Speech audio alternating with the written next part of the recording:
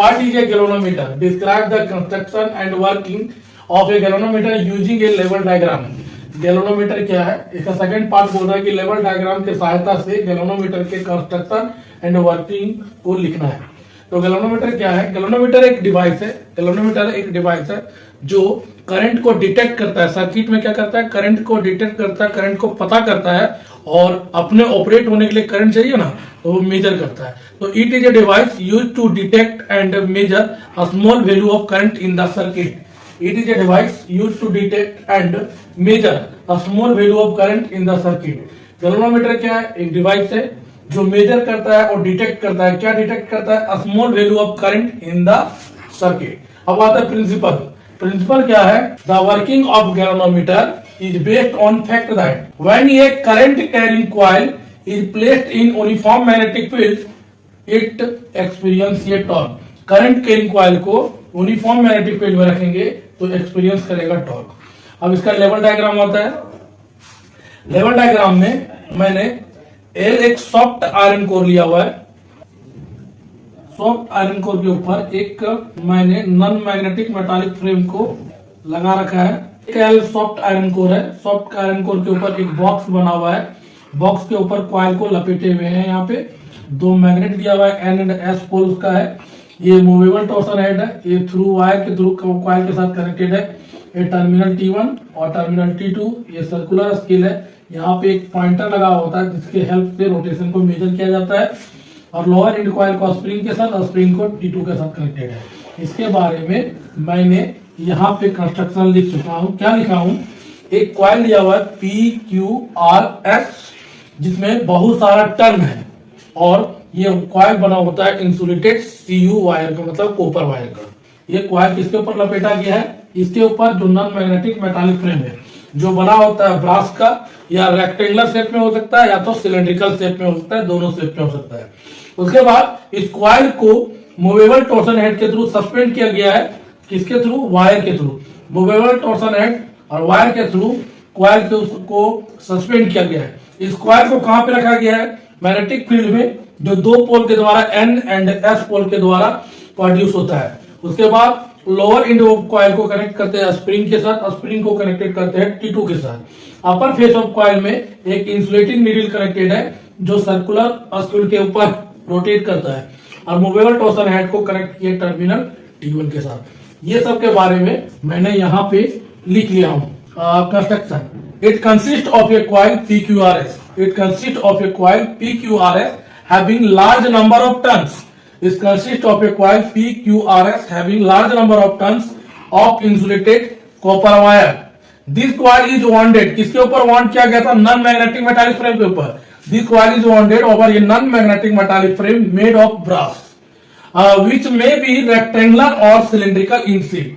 एक कॉइल लिया हुआ है, कॉइल का नाम PQRS है जिसमें लार्ज नंबर ऑफ टर्न्स है और ये कॉइल बना हुआ है इंसुलेटेड कॉपर वायर। ये कॉइल वाउंडेड किया हुआ है किसके ऊपर, नॉन मैग्नेटिक मेटालिक फ्रेम जो मेड ऑफ किसका बना हुआ, ब्रास के ऊपर, जो रेक्टेंगुलर और सिलेंड्रिकल दोनों शेप में पाया जा सकता है।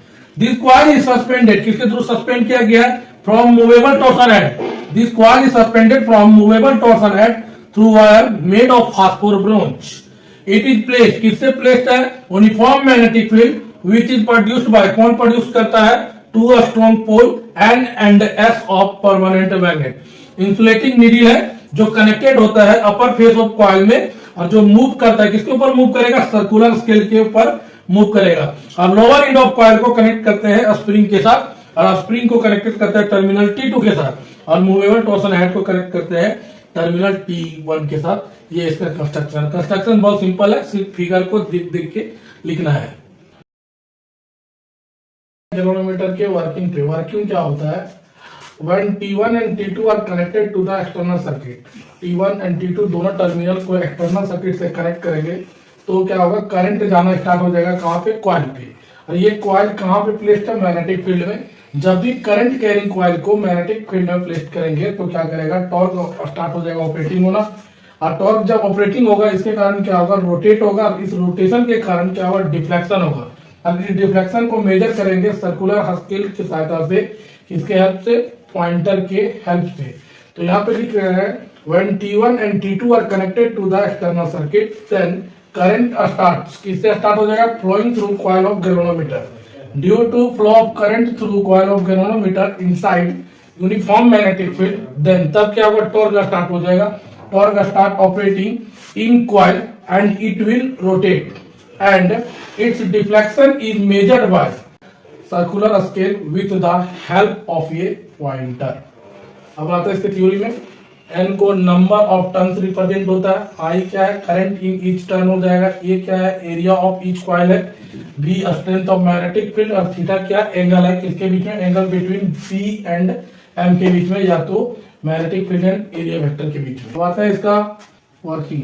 द एक्सप्रेशन फॉर टॉर्क, जो जनरेट होगा टॉर्क, जनरेट टॉर्क का जो एक्सप्रेशन आएगा, torque equal to N I A B sine theta.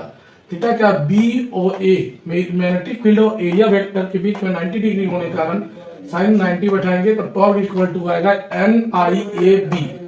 अब ध्यान दें दोस्तों, जब कॉइल रोटेट करेगा जो इंसुलेटिंग नीडल होगा वो रोटेट होगा। रोटेट होने के बाद जब वापस ये आएगा अपने मेन पोजीशन पे, तो उस समय जनरेट करेगा रिस्टोरिंग टॉर्क को। तो यहाँ पे जब कॉइल रोटेट किया तो स्प्रिंग और वायर भी ट्विस्ट करेगा, जनरेट करेगा रिस्टोरिंग टॉर्क को। और रिस्टोरिंग टॉर्क को टॉर्क डैश से, टाउ डैश से दिखाते हैं। तो टाउ डैश इक्वल टू के फाई, के यहाँ पे है स्प्रिंग कांस्टेंट और फाई है angular deflection. At equilibrium position पे, मतलब अगर टॉर्क जितना जनरेट करेगा उतना रिस्टोर भी करेगा, तो torque equal to torque dash हो जाएगा। तो टॉर्क डैश का value K phi, torque equal to N I A B.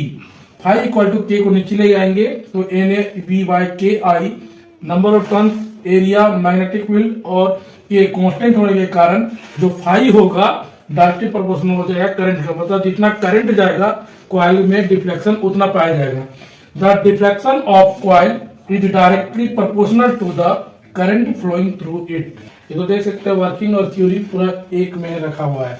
तो torque equal to torque dash, phi equal to I.